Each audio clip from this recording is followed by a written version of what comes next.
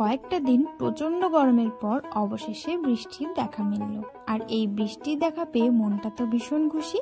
সঙ্গে সঙ্গে মায়ের কাছে একটা আবদার করে ফেললাম, মা আজকে এমন কিছু রান্না করো যেটা খেতে সবচেয়ে বেশি সুস্বাদু আর খুব তাড়াতাড়ি হয়ে যাবে। মার মাথায় তো এই বুদ্ধিটা চলে আসলো।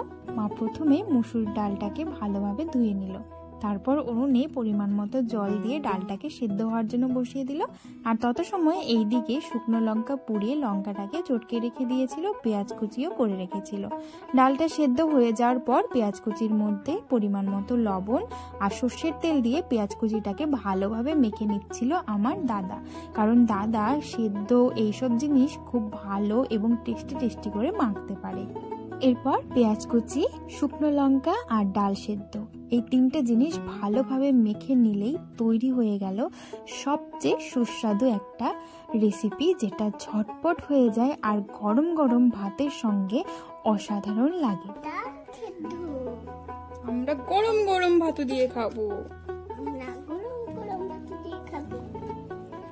আমার মতো আর কার কার এরকম মুসুর ডাল সেদ্ধ, ডিম সেদ্ধ, ভাত আর এরকম ডিমের অমলেট খেতে খুব ভালো লাগে আমাকে অবশ্যই কমেন্ট করে জানাবেন। ভিডিওটি ভালো লাগলে চ্যানেলটিকে সাবস্ক্রাইব করে পাশে থাকবেন।